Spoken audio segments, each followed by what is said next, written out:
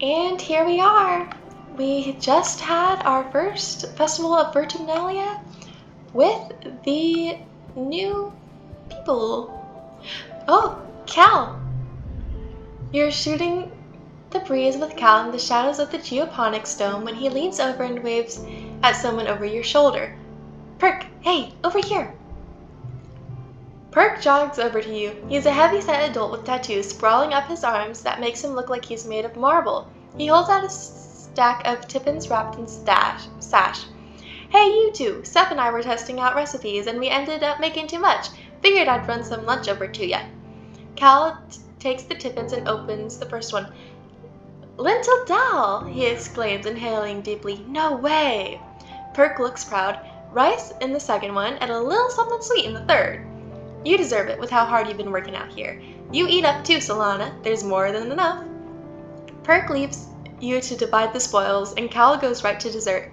Having 4 parents is the best, he mumbles around a mouthful of sour sweet cake.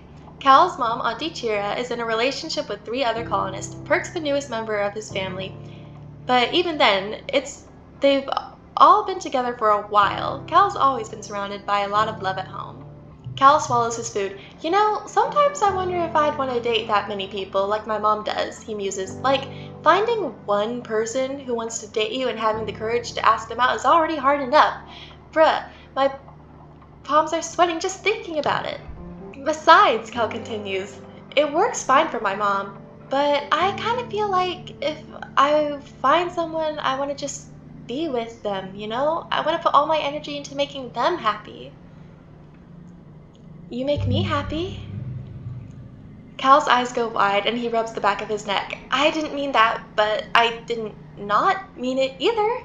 He giggles and looks away, unable to meet your eye. The doll is sweet and fragrant and tastes all the better for being made and delivered with love. You and Cal eat your fill before Cal excuses himself to go back to work. Okay.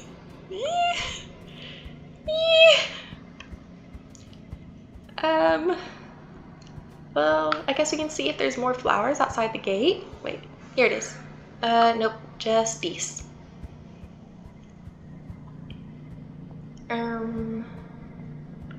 Okay, not seeing anything. High anemone. You know, I'm still thinking about maybe we'll see. To enhance. Oh. Extra. Oh, wow.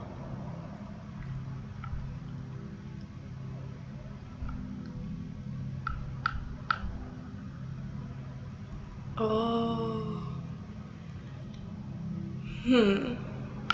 Maybe that'll help me in geoponics. You've heard that long ago having a 6th finger would have been something you'd hide or even remove. Some of the best musicians back on Earth even have a gene for extra fingers, though. It's a tricky process, but much more complicated than modifying the malleable stem cells of an embryo. You wouldn't risk doing it again, but this time it works out. Dr. Instance knows what you've done, but you take her silence as a tacit approval of your risky experiment.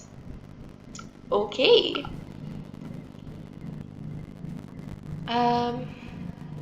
My organization is still just like slightly below. And I'd like to get it reaching that first mark. So let's go. Oh, no, wait. We were gonna explore. Maybe. Well, we'll see. Is there like a new place to explore? Maybe? We can forage in the valley now. Oh boy. Here we go. Oh, I already see a flower. Hey. Utopia greets you warmly as you muster for your first expedition with the foraging team. Solana, I'm glad you can make it. I'll do my best. Good luck hunting out there, she says, handing you an oversized backpack, more like a basket than a pack. Use your holopalm to identify edible and medicinal plants and throw them in here. I'll sort them back at base camp. Oh, and keep on the lookout for creatures. It's pretty peaceful out here in the valley, but even a little bug will get you if you're not careful. Go slow, pay attention to your surroundings. If you're unsure about something, don't approach it, stay on the path, and don't get lost. We don't call it Valley of Vertigo for nothing. Any questions? What sort of things should I collect? Utopia shows how to use your hologram to determine if something is edible. There's a whole category on your holopedia, including photographs and scientific names. It's mainly plants, though there are some minerals and other things that don't look edible at first glance. There's a lot out there we haven't found yet, she says. Document anything you find that looks like it could be useful, but don't put anything in your mouth until you check with me first, even if it looks edible. It might be a look-alike. Even the plants are sneaky. You're about to leave and Utopia snaps her fingers. Hold up, Solana. We're also investigating some species we might domesticate. Those we'll want to tag and capture. Ideally, we're looking for herbivorous creatures that already live in herds and either produce something edible or reproduce quick enough we can slaughter them for meat. If you see anything that fits the bill, tag him and bring him back. Okay. Well, here we go. Into the Valley of Vertigo. Wait. Is it possible? Oh.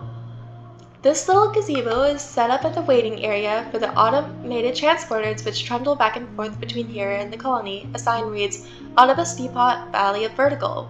Attention, air filters mandatory in this zone. Fruit is abundant, but please identify species before harvesting, as some species may object violently.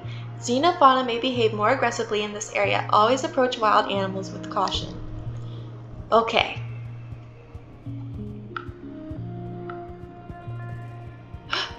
A bobber fruit! Okay. Okay, so we really can't go off the path here. Oh! A red Xeno egg. And another one! And I see another over there. You decide to take a shortcut through the jungle to a path you were sure was just up ahead, and now you're lost. Everything looks the same here. The plants are too high to see any landmarks, and you swear some of them move when you aren't looking. You try to check your positioning with your holopalm, but the damn thing isn't working. It won't connect to the long-range communications either. Typical. Utopia did warn you the comms are flaky out here. You think you can tell north from the position of the two suns, but that's it. You stumble into a thick pollen cloud. It's impossible to see anything. You could go north. The ground is marshy here. It's hard to tell from the thick coating of pollen on everything, but when you step forward, it sinks your ankles in the wet pink mud. Gross. Okay, let's maybe try going west. You find what looks like a nest of snap bladder's eggs, empty, thankfully. The little have all grown up and are terrorizing someone else. Maybe we can continue going west? This is impossible. Every mush tree looks the same. You tie a scarf around one, hoping it'll give you one landmark. Try south? The forest goes quiet as you blunder through it. You get the sense you're not supposed to be here. We try east again. You stumble into a thick pollen cloud. It's impossible to see anything. East? Dead end, but it's a lovely dead end. A magical, beautiful dead end. A shaft of sunlight finds its way through the fog and makes the entire clearing glow. Sometimes getting lost can be worthwhile. You don't know where you're going, but you know where you are. I guess the only option is to go west. East. Yeah. West. It's a beautiful dead end again. The clearing is still glowing. It's all filtered sunlight and still totally surrounded by impenetrable jungle. It's less magical than the first time. North? You think you can see a path through the trees, but it's only a small brook. You follow it for a while, but it just appears between the roots of the trees. West? Everything looks the same here. Pink, shimmering, beautiful, and totally unremarkable. South? You spot your scarf wrapped around the musk tree. You've been here before. You think you might recognize this mush tree, maybe it's hard to tell. South? In frustration, you bang your hollow palm against your other palm. Essentially, you're clapping, alone in the wilderness like a fool. It seems to do the trick, though. Your hollow palm registers the signal from the base camp and brings the map and compass. Well, at least you're out of here. Staring at this jungle has made you a little more perceptive to the subtle differences. Maybe next time you won't get so lost. Okay. Oh. Oh. Oh. An animal. Hello? You come across not one victory, but a whole swarm of them. Mostly just baby ones. Oh, it's so cute! It kind of looks like a spider or an octopus. Mostly just baby ones, all about the size of your head. They're all amassed in one massive tree, skewering up and down the trunk. When you can see the tree itself under the swarm, you notice it's the same pale pink as the baby victory, its tentacle-like roots meandering a fairly large distance before plunging into the mud. Does that mean it's its mom? When the victory see your approach, they get agitated and they look hungry, definitely hungry, like dozens of hungry grapefruit-sized pink furry spiders. Stuff of nightmares. Maybe we should try to find another route. Nope.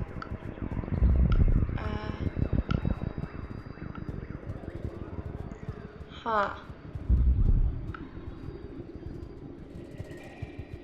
Is there anywhere else we can go? I don't want to just give up already. We've barely been here.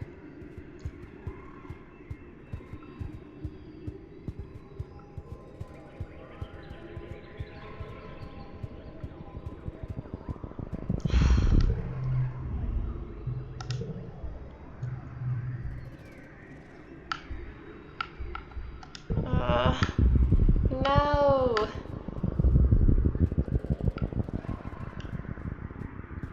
I can't go any further. No. Seems like I might just have to go back.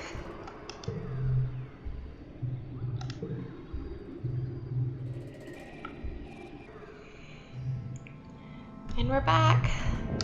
We got perception and biology. And now it's late dusk. And I want to take another look at the map again. Okay. So yeah, the Valley of Vertigo is to the west.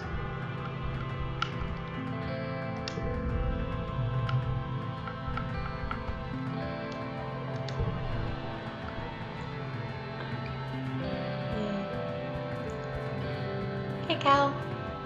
Hey, Dad. Cal is kicking a small beanbag in the air, trying not to let it touch the ground. He's not very successful. That new kid, the dog boy, Rex, showed me how to play this, he says, crooning as the beanbag hits the ground again. It's a lot harder than it looks. Well, you want this cake? Cal gasps. My favorite food, and on my birthday too! He makes grabby hands at the cakes and takes a big huff of the pleasant sugary smell as his eye slips closed in sheer pleasure. Wow, Solana, he breathes. You really are the best of the best. Here, you have a piece too. Let the icing melt in your mouth and let your worries melt away with it. I'm glad you liked it. It was from Tammy. Oh, wow. He's 17. Okay, so he likes blue bobber fruits, red Xeno eggs, and cakes.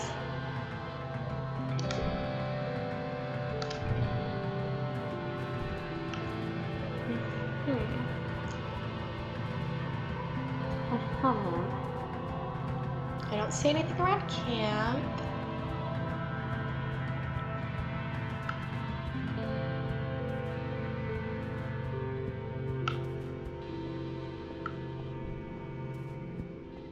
The camp is so much bigger than it was before.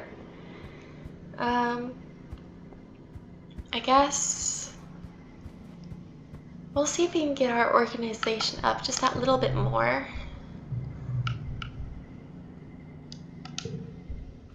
One of your experiments goes a little wild and Congruence has to slam on the safety containment controls to lock you in the lab.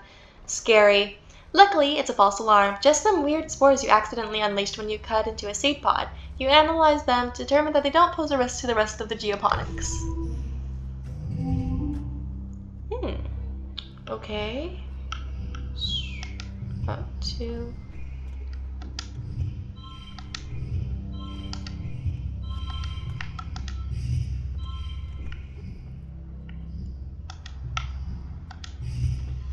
And 26.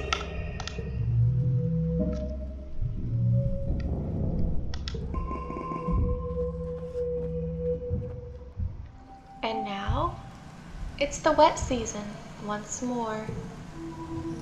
And we've got a new perk. Yes, we finally reached the first level of organizing. Okay. So, I guess we'll continue next time. And enjoy the rainy wet season.